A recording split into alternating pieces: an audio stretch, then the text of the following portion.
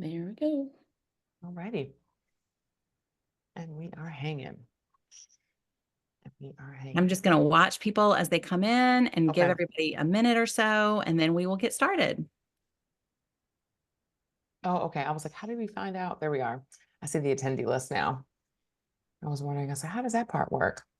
Yeah, and as you join, feel free to say hello in the chat and tell us where you are calling in from. We love to see it. Yeah, we do. We do. We do. Hey, yo, hey. Do you have any other competitions coming up, friend? I had one at the end of the month, but that horse, it would be on a different horse. That horse is not feeling great. So I mean, he's fine. It's like a muscular, not feeling Okay. great. Why do you want to switch horses? It's a completely different competition. Oh, Yeah. So I okay. compete in different disciplines. So the horses, depending on the discipline, it depends on the horse that you decide. Yep. And so that will probably be canceled. And then mid-June, I have another competition. Oh, Father's Day are they weekend. inside? Are they inside? Because I feel like it's gonna be hot. That's the last one though. It's the last one Oh, though. okay. I was about to say, I feel like that's gonna be hot in the middle of June. We all do get started kind of early, but if they're Very anywhere in this early. area, I can't imagine. It's not in Columbia, which is the land I live in, but True. it's upstate a little bit. Back to that Pendleton area back there. Same Oh, okay. location. Yep. Okay. Yep. Okay. Yep. Yep. For the Okay. one that I will go to in mid-June. And then it's just practice for the rest of the season. All All right. we We are are at 7:32, so we are going to go ahead and get started. Thank you for saying hello in the chat. We love to see where everybody's coming from. So hello, everyone, and welcome. My name is Emily Summer, and I am the book buyer here at East City Bookshop, a woman-owned, community-focused, independent bookstore located in the heart of Washington, D.C., just a few blocks away from the U.S. Capitol. We are so excited to be with you all tonight. And before we get started, I have just a couple of housekeeping details. So as I said, we love to see where you're located. So please say hi in the chat and let us know where you are. You can also use the chat to let us know if you have any technical difficulties. My colleague Lainey Rose is monitoring that, and they can help if necessary. Next, if you need to still purchase a copy of Redwood Court or any other books that might be mentioned tonight, you can shop on our website, www.eastcitybookshop.com. We'll drop the link in the chat, and we do ship anywhere in the country. And finally, and maybe most importantly, there will be time for audience questions at the end of the conversation. If you have a question for DéLana, please put that in the Q&A feature at the bottom of your screen. And that feature is separate from the chat, but that's where we'll be certain to see your questions and try to get them answered for you. And now for the reason that we're here. DéLana R.A. Dameron is an artist whose primary medium is storytelling. She is a graduate of NYU's MFA program in poetry and holds a BA in history from the University of North Carolina at Chapel Hill.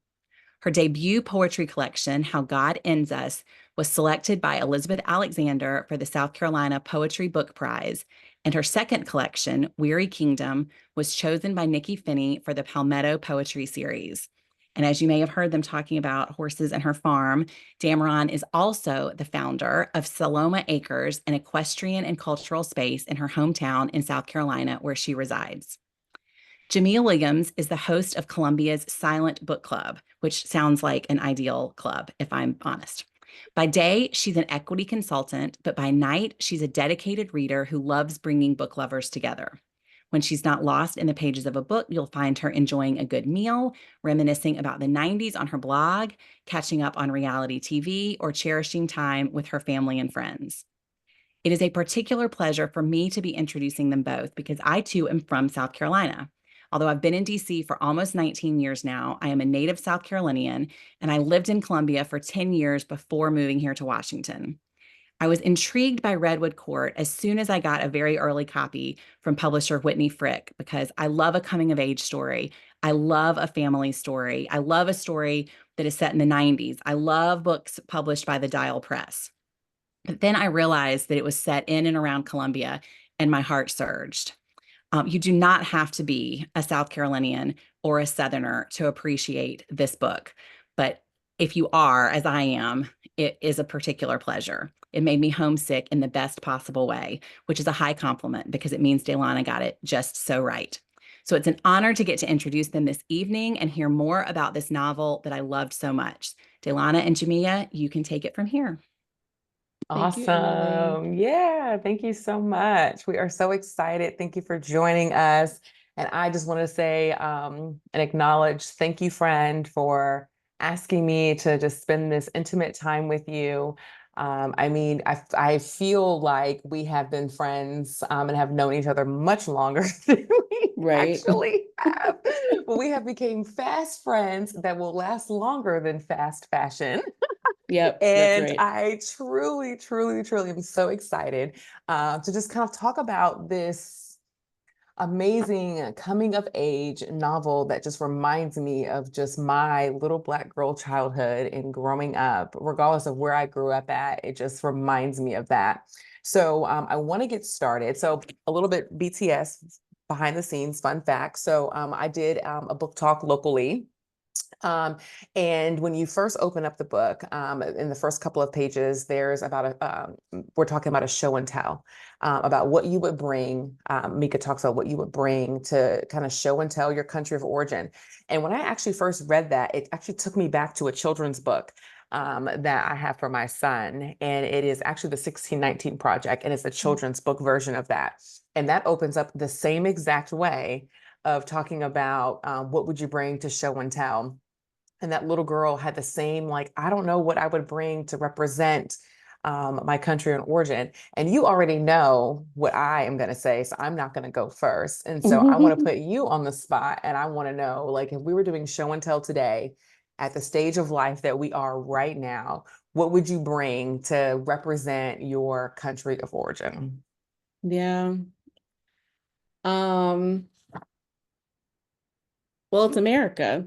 Like I think that like the ways in which Tita navigates that opening scene is very much the place that I have landed as an almost 40-year-old Black Southern woman who is the descendant of the institution of American slavery, right? Like, um, the country that I know where my people originated, the people who shaped me and the ancestors that I have become to know and ancestors that I don't know, I landed on starting my journey on this side of the Atlantic Ocean.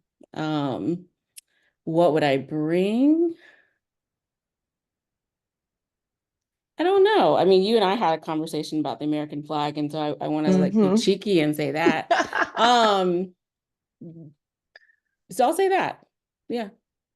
You know, I almost texted you last night because I was going back through the book and I actually underlined um, a part in the book where it talks about, because the conversation we had about the flag, we were kind of going back and forth on that.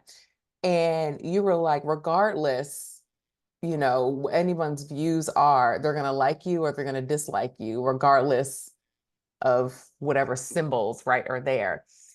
And as I was going back through and looking at my little beautiful tabs on my book that's back here, I was like, what the heck?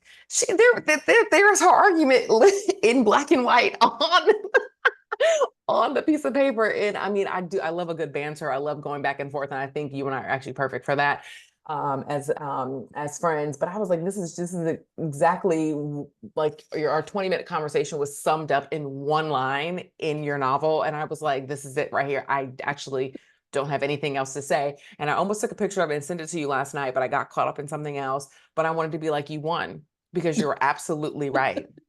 You were absolutely, like, you were 1,000 times right in the book. Like, folks don't need a symbol or something to, whether, folks appreciate you like you or not. And so I love that you are sticking by that. I appreciate you standing 10 toes I'm a down. hard-headed girl. What can I say? I appreciate that. So I'll share for folks here. And as you all know, right, for folks who have read the book, there's a ton of music in the novel. And that's one of the things that I love, and we'll get to talk about here in a little bit too. But what I shared, and it still stands, and I thought about, like, do I want to change my show and tell item? And I really don't. Because your novel, your book really reminds me of The Sounds of Blackness, that 1994 album, the Africa to America, the Journey of the Drum. It literally just reminds me of several different chapters. Because like in the book, and for those that aren't familiar, I'm actually having a one-on-one conversation with the actual Mika. Mika is who I am speaking to right now, but she is in real person form. We'll get to that. We'll get to that part too. But it took me on a story. That album takes me on so many different stories of just Blackness and the sounds of Blackness.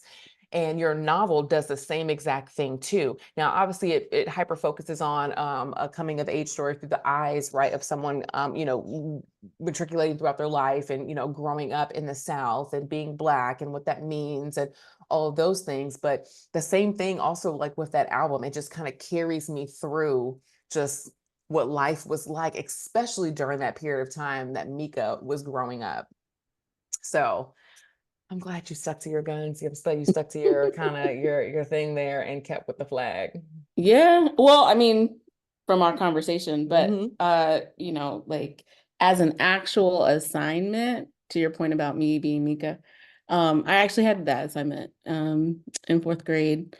And my dad actually was like, I don't know, I was born in Texas. Like, do a cowboy doll. And the irony of it all Oh is my that I did gosh. do a cowgirl. And then, what is it? 30 years later, Look at you. I have a horse farm. So I don't Yes. know. It was Yes. written. Oh my gosh. Oh my goodness. Okay. Okay. So since now we've made the reveal, right, for folks that maybe did not know, that the story is basically, I want to say, love letters to just yourself is really what I want to say. But what made you want to share your story through the eyes of Mika? So I'll like in conversations, I'll point out and be like, yeah, that thing happened or that thing happened. I argue still that it is not fully my story. Um, I was able, when I wanted to think about the story I wanted to tell, the big story I wanted to tell, which was like, it was actually, are there two different types of coming of age stories? Like when I was like sitting down to write Redwood Court, I was thinking about the growth that Wheezy and Mika have to do when they both lost their favorite person in the world, right? And Wheezy, who is Mika's grandmother, is a recent widow, around in the middle of the book. And, she's having to figure out her new life, right? And her relationships without this person that defines so much of her life. And there aren't many stories about that transition either, right? And so for them to happen concurrently, um, is the journey that I really wanted to tell, right? And it just so happened that the timeline also lined up with me and my grandmother, right? Um, and so I was able to use real cultural markers, real time markers. I used my family members as anchors and avatars for a nuclear family. And then I filled in the fiction in between, right? Like I turned up the volume in some spaces.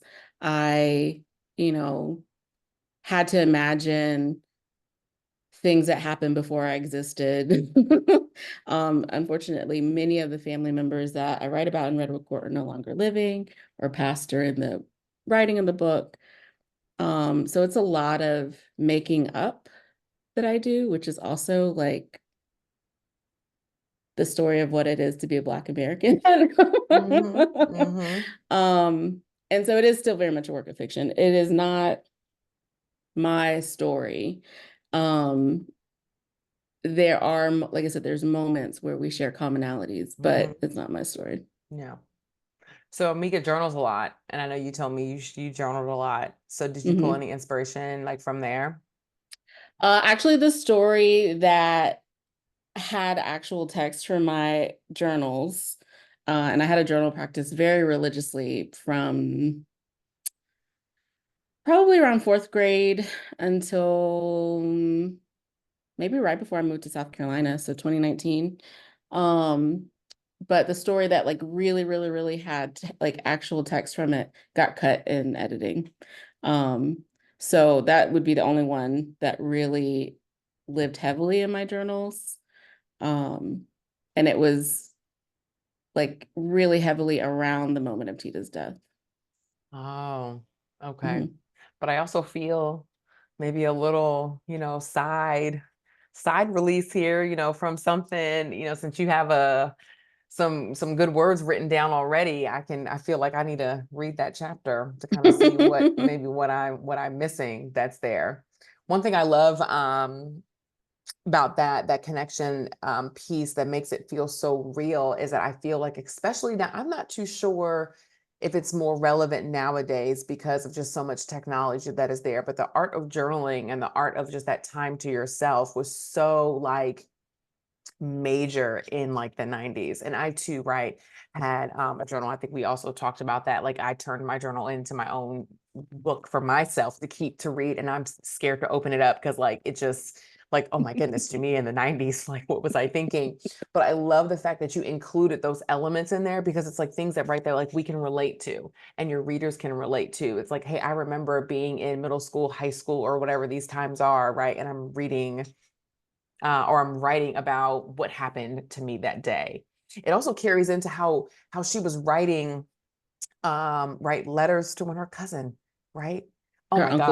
Uncle Junior, Yes, yeah. Uncle Junior, when she was writing to Uncle Junior. Like that in itself, I was like, oh yeah, definitely. Like you could tell, like, oh yeah, Mika was a journaler because how she was just documenting like those letters. What made you include that part? Like, why go so deep versus just saying, I'm writing to Uncle Junior today? Like, what made you actually like share? Yeah. Because you share the journal, you share the letters, but you don't share it like in, some novels will kind of like make it like different text form and it's like a standalone, like you include it in like the narrative of the story. So that was part of the editing process too. The first draft, it was a letter. It started Dear Uncle Junior, and it was like a full letter, but and we can talk about form and function. I consider Redwood Court to be a novel in stories. And the argument was that already we had multiple points of views throughout the space, and it kind of jumped out too much to be just a straight epistolary. And so then the task was, how do I get it to still feel like Mika's writing a letter to Uncle Junior while still being in the like novelistic space of fiction. And so then it became like her living through the day that she's documenting to Uncle Junior, right? Which is like, it's during Christmas, it's the eve of Y2K. Oh my gosh. She's Christmas shopping with her diabetic grandmother. And yeah, so then it just became a technical thing of like, how do I keep this moment in the book, even though the edit question is it can't be a straight letter. Yeah. So besides writing Mika, who would you say was your favorite kind of character to bring to life? I enjoyed Wheezy. And again, like, when I talked about like what was my kind of like inciting action for Redwood Court, it was that double story. And even though a lot of the story is told through Mika's eyes, I consider it to be both of their stories. And it was really fun to think about writing a sassy Black grandmother who had tenderness towards her husband, who, faced some pretty hard things with her family and still like, you know, how would Weezy answer the cookout? How would Weezy answer Rena's childhood? How would Weezy answer, you know, life after Tita? And so that was, for me, the space that really took the most imaginative thinking, right? Because it wasn't a character that was based off of me. And it wasn't like someone that I could call and get confirmation for things. Yeah. So how did you keep her so, or what made you choose to keep her so composed right when Daisy shows up?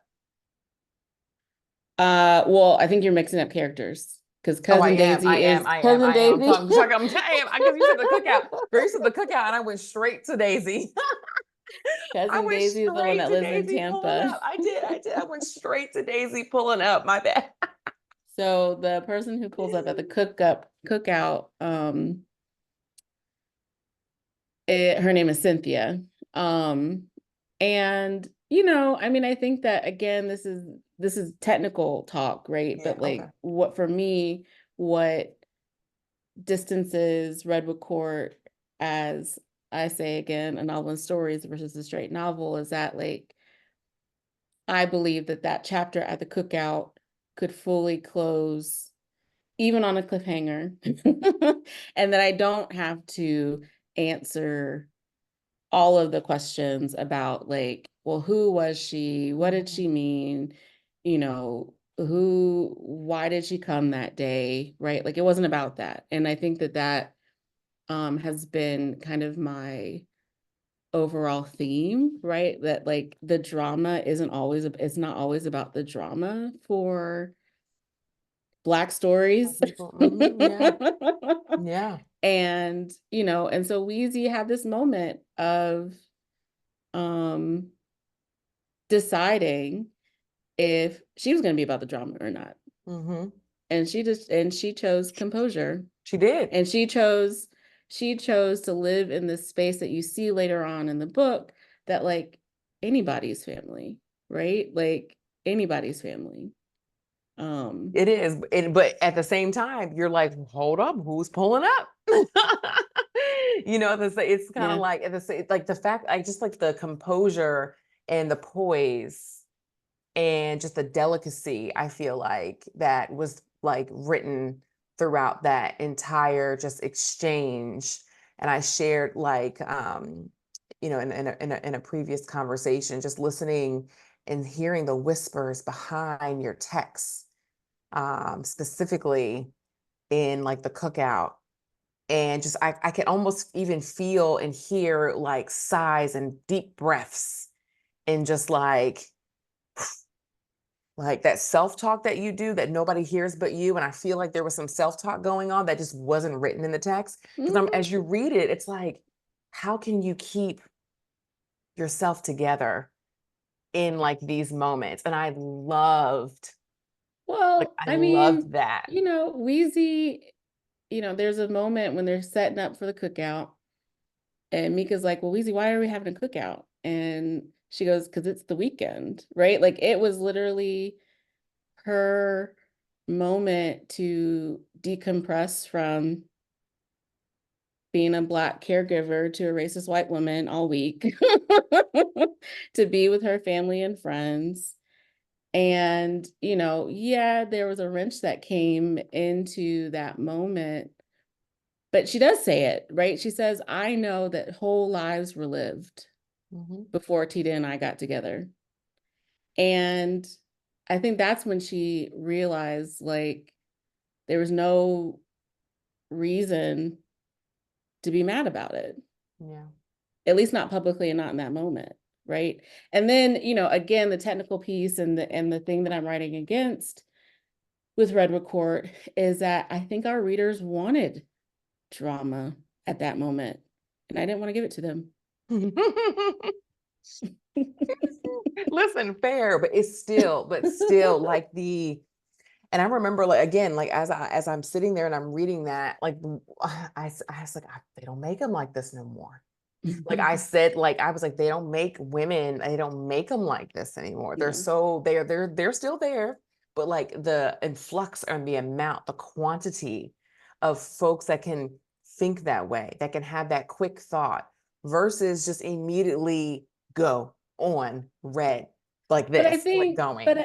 yeah, they don't make folks like that Mm-mm. anymore, because what I also think is happening in the 90s, and I like have been developing this as my new thesis, and talks about this, is that like you have generations of Black folks converging in one, several generations of people who knew, or they themselves, or were raised by people who could touch the hem of folks who were enslaved.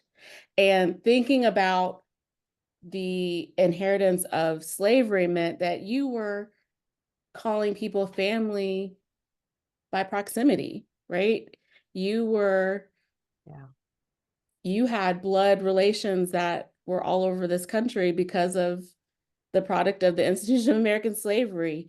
And I think that like understand, so my grandmother, of which Wheezy is based off of, in the same timeline, her stepfather was born in the 1800s, right? And so there's just this different understanding of community. There's this different understanding of family. It's not always about blood. There's this different understanding of like, what are you willing to risk it all for? That I think that like we'll just never, we will never get that moment in time again. No, no. I was watching as heard of my intro, when I'm not reading, I'm watching reality TV, and I was watching a show, and they were doing like dressing up as like a theme night, and one of the people dressed up as Arthur Ashe, and literally none of the people knew. Like he said the name, and folks were like, "Who is this?" And I'm like, "Is this what's happening to our generation? Like, are we losing key people that like literally changed how just America looks at whether it's sports or just entertainment or right? Like, are we are we losing those stories? Like, are we losing that?" And I think that's also why I was so drawn to selecting your book for my girlfriend and I to discuss, is because it's like it's the decade of the 90s. It just holds so much just of the coming of age, not only just for myself, for me, but also for the land that we're all standing on, like the coming of age for Black people, like what happened to us and for us, right, in the 90s, like looking at that. And it's like the fact that like you can, obviously you lived through it, I lived through it too, but like having something that brings it to light, that makes us reminisce, that makes us talk about some of those things that like we don't necessarily talk about, or maybe that aren't even right included in some of these stories. Like for instance, the first blood chapter, I was just like, okay, so we really going here, and we really talking about things that nobody ever talks about, the tissues and the pretending. And I remember I got in trouble for flushing several applicators down my great aunt's bathroom in Birmingham, Alabama, that did not have good plumbing, and getting in trouble and lying about it, right? So like, what made you want to include like that as part of, just this collection of stories? Well, right. So I think that really thinking about Mika's timeline, right? So Mm-hmm. Mika's going to turn whatever age. So the timeline of the contemporary part of the book is 1992 to 2001. Um, and so, I mean, you can't not talk about becoming a woman, right? Like you just can't. And I think that like the more I get to know my girlfriends who are also Black women, raised by other Black women, the more I understand that like ain't nobody told nobody about nothing. No. No. We was just out here No. figuring things out. It's Luckily, me and Mika had the internet, right? um, and and so when I think and so it's that reaching out, right? That like what I also think is all of the ways that all the beautiful, hard ways in which we are shaped by the institution of American slavery, I feel like shared experiences is another one of them, right? Like we all like that, you and I growing up same timeline, but Mhm. right, different geographies, although you argue you weren't in the South, but you were. You better get me together, girl. You better get me together. You better get me together. I You was know, below like, Mason-Dixon line. I but was. had so similar experiences, right? And like, it's like it, because it goes back to a one similar experience that is passed down. And so that's really what I hope the lasting impacts of Redwood Court is as well. I argue it's a very political book. It's also very nostalgic and warm and feely, but like if you get under the surface, there's a lot of politics in there. It is. It definitely is. I mean, you say like, how can you not write about that part, right, of coming of age for a woman? And I will agree with you. How can you not? And I do think it is included in some stories, but I feel like to the level of the degree that how you share it also from a Black experience and Black point of view, like you say, we don't really, I can't recall that conversation or talk with my mother. And I can recall conversations with friends, like them, like, but more of like, did you get it? Did you get it? Oh, what are you doing? Are you a tampon girl? Or are you a pad girl? Like, I remember like those conversations, but like the feelings and the anxiousness and the anxiety of like, is it going to come? Is it not going to come? When is it going to come? Like just those small nuances, it just was like, it took me back. And I just had to think, I was like, were these some of my same feelings? Like, is this what I did? And I felt so connected to like that, especially like like I mentioned, like the flushing. And as I kept going and turning those pages, I was like, I absolutely see how this is showing up for so many little girls, and even Black, but so many little girls I can absolutely see. And we don't get that level of detail, I feel like, in that experience. In a novel. Yeah, I mean, because, I made a very conscious decision that my narrative driver for Redwood Court was time and characters and not plot, right? And so then it wasn't this big drama-filled story that would take away from those very little moments that could resonate so deeply with people. Yeah. I like that. I really do. So work, that chapter, that story. Now remind me, work was a standalone. Wasn't that one of your, was that you, some of your chapters I remember you sharing, and this was us sharing while we were out and about with friends. You were telling me that some of the short stories or some of the work that you had written from Redwood Court maybe showed up somewhere else. Oh, yes. Yeah. So work was published in this journal called Quayle Journal. And then 32nd annual Chitlin Strut was also published. Everything else got it. Was not. Yeah. Okay. So work was published from there. Was there any, now this is like nuance behind the scenes BTS stuff. So from when it was published, where it was at, was there any changes, elevations, anything different from how it shows up in Redwood Court? Almost no. No, that one, there was talks with my editor because that chapter changes point of view like many do, but it goes into second person plural. So the speaker is always saying, you knew that you were going to go to work one day, or you do, so it had you versus I, or versus he, she, or they. And again, that was another like, oh, this is standing out. But I stuck my foot down to keep it because I couldn't imagine it being written any other way. And maybe that's the trappings of it having been published before. But no changes from when it was published in Quayle until it hit the novel. So as we were preparing, and I had this as a line item, obviously I had another character and you're like, wait a minute, it's Mr. Tony. And I'm like, I know it's Mr. Tony. But as I was reading it, I was like, this gives me just feelings of our good friend from Abbott Elementary, Mr. Johnson. It just gave me it gave me that person at work that I feel like we all especially little Black girls, especially like teen Black girls, became friends with, but in other people's eyes, we should have no business being Mm, friends with because of the age or the gap or maybe what that person does at work. Like, why are you talking to this person 2, 3 times, however old, right, than you are? And even just like how he kept calling her, like, was it like young gun or something like, mhm. like kept calling her that. So like, what went into Mr. Tony? And also, is he based off of a person that you have came in contact with, at your life at that time? Yeah. Yes. For short answer. So work, the chapter is probably like that could be pulled from a journal, right? Like that is probably like if a chapter were like, is this one-to-one to DéLana's life? It would probably be work.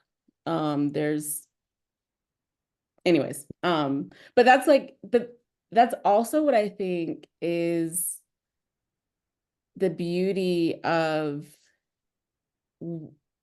focusing on the everyday stories is that it's like you also just never know, right? Like Mhm, if it is real or if it isn't, because we get so little of it, right? There's not really a lot of other books to compare it to be mhm. like, oh no. No one really thinks about Columbia like that to Fair, really fair. contest it. But yes, so Mr. Tony, I don't remember what his real name was, but for the sake of the book, Mr. Tony was absolutely based off of a character that was the janitor of this place that I worked at as my first job. Um, and I think for me, I'll speak for myself, um, having so many of my family members coming from a Black working class, lower working class, whatever you want to call it, family, um, they all had jobs, whether it was the fifth shift or not, like Mr. Tony. So of course I wouldn't ignore him. He felt like family, Mhm, right? And I was always taught that if if you see someone 3 times in the same space, you got to speak to them. You just got to, right? Like that's just like, it's rude I'm gonna hold you to otherwise. that, girl. I'm gonna hold you to that. Well, that's why I don't go out anywhere. That's why I stay on my farm. But you got to speak to them. And that's like that's good home Mhm, training. mhm, That's like saying, I see you, right? mhm, And mhm. Yeah. you know, an older Black man who mops the floor of this like environmental and health control building, I can't imagine how much more invisible one could be, Yeah. except maybe also a high school Black girl intern Mm, in the water yeah. treatment room, right? And so we both had these moments of like, we see each other. Mhm, And he saw that I was bringing CDs every day for the 9 hours of listening and, brought his little CD case and was like, here's some music. And I still have some of those CDs. Like he let me copy them and take them home. And I had never heard of Miles Davis, right? Like that's not my family wasn't my parents were Motown families, right? So here's my like acculturation, mhm. education into other areas of Blackness, from just like appreciating the people around you. Yeah. Oh, I love that. Okay, another question. We do have some Q&A, so I want to make sure we leave some Okay. time for that. Yep. But I have another question. So since we're talking about music, so what made you, now I feel like if I was to write, like it's really hard for me to pick, like how would I pick the songs to include? Like how do you like decide what is going into the book? Because I feel like there's so much good music from the 90s. There's so many great songs, right, that you chose and artists that you chose, but like what goes into that? How do you pick which artists to highlight, which songs to highlight? Like what made you? It was my personal playlist for Mika. Um, you know, Mariah Carey was the 90s. So and I followed her at, basically I stayed with her for the 90s. I'm not a big fan of all of her other newer stuff, but like that shaped, Mm-hmm. Both like what I was allowed to listen to, right? Because I had a mother who, the scene where Mika and Sasha are watching music videos, and then Mika says, Mama always knows when to wake up because she hears rap on the TV or something like that. Like there were safer people to listen to, right? And so that kind of trickled into that. And then, you have other characters and what they might be listening to. So Uncle Junior was bringing the rap, and being a Southern Black man at the time, he didn't have an East Coast, West Coast, because it was Northeast, West Coast. It wasn't Southeast, It West wasn't South, Coast. yeah. So, he brought the rap and the hip hop, and Sasha being really an 80s baby cusping into early 90s at the height of MTV. And this is my like history, my being a student of history, because like understanding the timeline of it all also helped me figure out who was going to be listening to what. And so of course Sasha was going to be impacted by the new music videos of MTV, which were largely white until we could argue Mariah Carey, but it was really Whitney. Yeah. Yes. Came along. And so Sasha's music tastes are your alternative and classic rock, right? Like, yeah, so I'm thinking timeline that impacts that. Yeah. Okay. Off topic, but on topic, favorite song you're listening to like right now on repeat?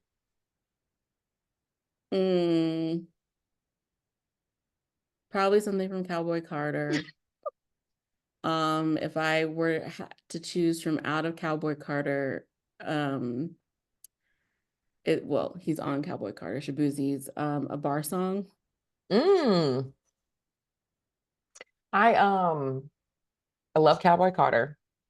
And introduced me to Tanner, but she has a song with a girl named Tanner on there. And I was reading behind the scenes around like how Beyonce wanted to elevate and share more just Black country artists. Again, Queen, she's just doing so many things. But like I feel like knowing you now and knowing you at this age of your life, I feel like she made that album for you. Like that literally is like the Many of the soundtrack to your songs, yes. everyday. Like it's like good B-roll music for you. It is good like writing, whatever it is. I don't know. You might get too excited if you writing to that to that. Because I know me, if I have something I'm bopping to, I may not pay attention too much with what I'm reading. No, I like to write with background music, so that's fine. I'm writing to like, or I'm reading and writing to like the Miles Davis or the jazz. Like that's like my kind of thing. Because I'll start to sing, and once I get to singing, it's a wrap for me. Oh no, I like to go in and out. So I can't write where I live. So I'll go to a very public place to write. I think that's a thing for folks who are I like journal. I would love journal. I like even like journaling in other places. It just gives you more of just more input and more centering around really taking a step outside of yourself to write what's happening to yourself. Yep. There. Okay, let's look at some of these questions. Sure. All right. So first one, if you could pick the perfect setting for someone to sit and read your book, what would that setting be? So like think like a park, a library, a home by a sunny window, but like what would be the perfect setting for someone to sit and read and open up Redwood Court? A front porch. Ooh, why? I just love a front porch. My front porch at the farm does not face the road, so I can't enjoy it. But like it goes back to like being able to see people and like come in and out of yourself. So, you know, and being that Redwood Court set in the South, like French Court porches being very Southern, in absence of availability to a front porch, I'd say a stoop for our urban dwellers. I love a stoop. That was my front porch in New York. And then a hammock. Hammock. I absolutely love a hammock. I was gonna say I'm a stoop girl, you know, Baltimore, like we are a stoop people. And then by way of DC, definitely that's what I grew up on, was sitting on. And we had, you know, the tiered steps. So you got the steps at the top where you had to sit. So you know, where your parents would look outside. And if you were good enough, you could go to the steps at the bottom, depending on which ones. Yep. Depending on which ones you're allowed to sit on this day. You gotta sit on them top steps so I can see you. If you go to them bottom steps, I may not be able to see you. Did you watch Hey Arnold? I did. I watched a little bit of Hey Arnold. Okay, there's this bully who would always come out on the stoop and like bully people from the stoop, but he wouldn't leave the stoop. Because he probably And couldn't. so then they started bullying him with this chant, stoop kids afraid to leave the stoop. And like growing up without understanding, I was like, what is a stoop? Like, what is this? And why can't he leave? And I think that's also just me having a whole cul-de-sac to my childhood of like, I could just walk out the door and be down the road. No, fair. I'm also by way of Arizona, and there's no stoops out there. And so when I moved, for me, it's also a lot of my 90s were in Arizona, and which is a big culture shock. It's like half of the 90s for me were in Arizona. So big culture shock coming from Baltimore to go to Phoenix. And that was one of the things that I was like, there's no stoops out here. And they were like, what is a stoop? Like, what is that? And I'm like, and trying to explain that, like in a 13, 14-year-old brain, you just like a collection of steps, you know, right outside your door, you know, and there was like a porch. And I'm like, not a porch, it's a stoop. It's a different term. Okay. Next question. Can you talk about, hold on. Can you talk at all about your writing process and maybe the difference between writing poetry and writing fiction? Yeah. So I'm always invested and interested in story first, right? Like, what is the story I'm trying to tell? And then what container should it exist in? How much room do I need that story to exist in? And like, should folks read some of my poetry, you might find similar themes that exist in my poetry books, which came out in 2009 and 2017, that also kind of find their ways into Redwood Court. And part of that was understanding I needed more room for the story I was trying to tell. Toni Morrison says we write our obsessions. And my obsession is the everyday lives of Southern Black folk. And yeah, and so because I'm interested in story first, and even my poetry is very narrative driven, right? So there is still a story to be told in my poems. I don't see them as drastically different. In fact, I think when I come to the page for prose, I get to use a lot of my poetic techniques to bend the language, to feel fearless in my leaps, to use persona, right? Like, so like write in the voice of someone else. That's a very strong poetic technique that isn't often utilized in contemporary popular fiction. Yeah. So it feels just kind of like an extension of the other. Just a question about, do I have enough room for the story that I'm telling? I love that, story first, and then figuring out like what mode, how I'm going to put it out there, and what form does it fit into. I think it's also sometimes for folks who are like maybe like writers, you get caught up in like the form first or the mode, right? And you forget about the story. And it's like, just write the story. And Just however write it the comes story. out, like Yeah. that's right how it comes out. I love Because, that. and I think really big part of my writing process is I handwrite everything first. Everything. Sometimes even an email. Or handwrite Oh. well, like I'll have notes. Like if it's a really serious email, there's this like Instagram-y, I don't know, everything's a meme for me. We're elder millennials, but Yes, we are. that talks about like big internet versus little internet and like things that you handle on your phone versus your computer. Mm-hmm. And then I take it Yes. one step further and say that there are things that I handle on my phone, on my computer for big, serious Mm-hmm. conversations or emails. But oftentimes it happens in my notebook first. Mm-hmm. And so even Redwood Court, all 300 and however many pages was handwritten first. And even when I say, okay, I'm thinking of the story, and this is my journalistic background, my history background, answering the who, what, where, when, and why. I'm not yet putting the story into a form. Again, just trying to get the story out. So, yeah. Okay. All right, a couple more questions. Yep. Would love to hear about your experience getting picked for Reese's book club. So the hardest part about that is that months, 4 months. So randomly, I was in New York for my other life, which is a consultant for nonprofit and fundraising. And I had never met any of my team, not my agent, not my editor, not my publisher, in person. I signed with them in 2020. Well, I signed with my agent in 2020, sold the book in 2021, all from Zoom. And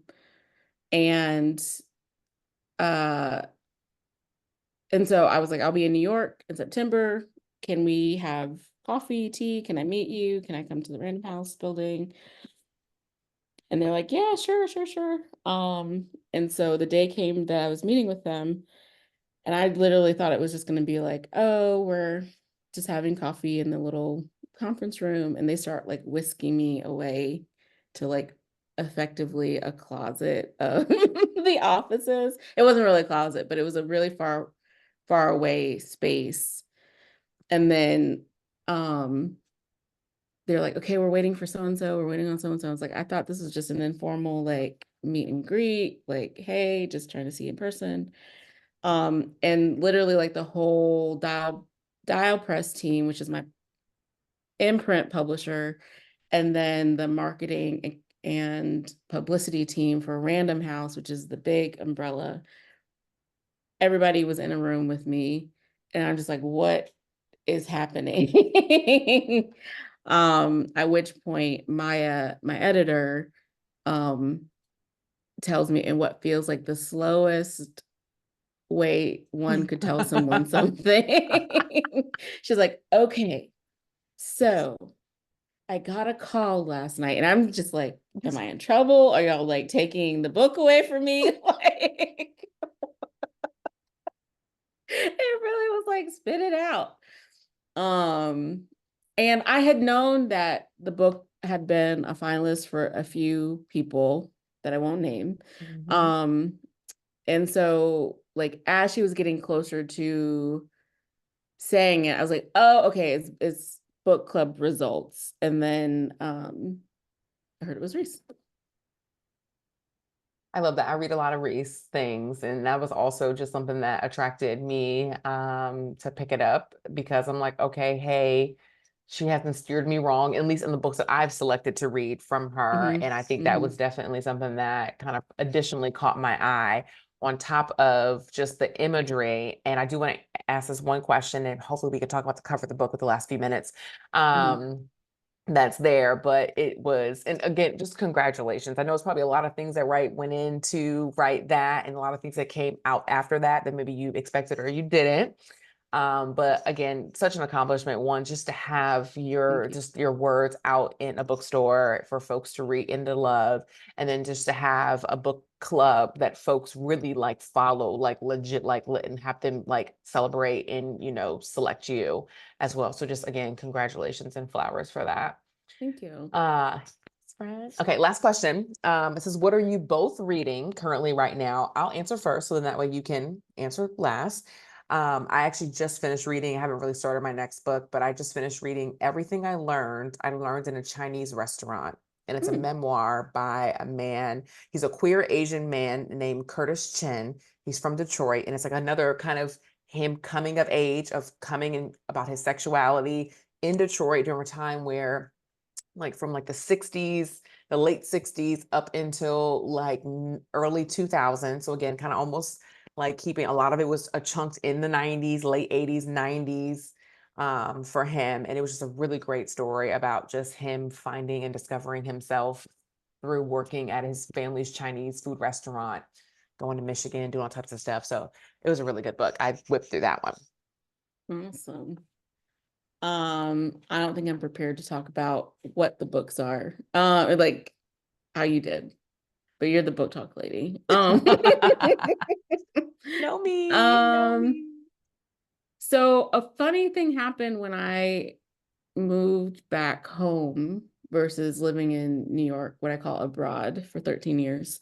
I had these built-in moments of, transit where you always kept a book with you, like a physical book.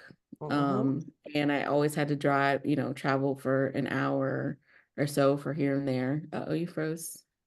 You still there? I'm here. Oh, okay. On my end, you froze mid sip. But when I moved here and then started the farm, it's really hard for me to sit down and hold a physical book. Because by the time I make it inside of my house, I actually want to do nothing heavy with my brain, which is also why I go out if I have to write. And that's usually not a farm day, so I don't mix them. But anyway, so I'm listening on audiobook. I had just finished this book called The Which Way Tree, which is they call it a Western, I don't really know.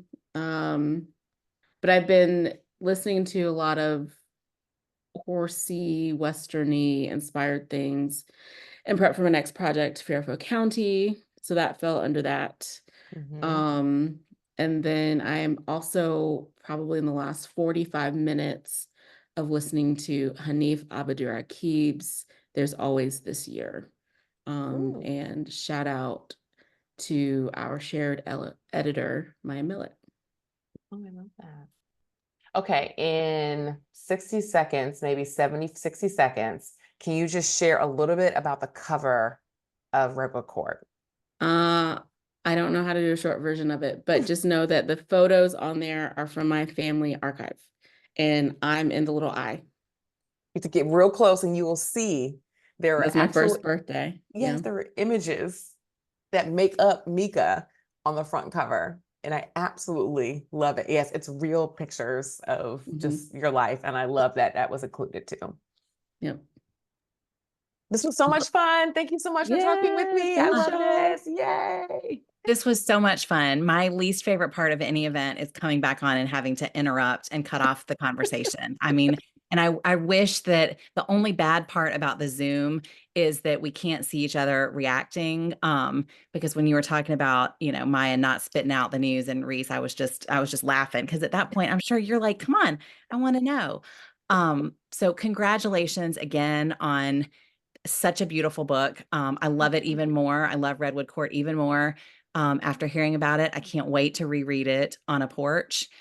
Thank you to everybody who tuned in tonight, and mostly thank you to DéLana and Jemia. This has been a pleasure, and we really appreciate you talking with us. Yeah, thank you so much, y'all. So fun. Go read it or go reread it. That's right. Go reread it and buy a copy for your mom or your friend, your book club. Perfect Mother's Day. Yeah. Oh, last thing. Paperback coming this fall. And you got to have that beautiful cover. So hopefully the cover's staying the same. It is. Okay, good. Sometimes they need to change and sometimes they've got to stay the same. All right. Nope. Thank you all so much. It's been a pleasure. Thank Thank you. you.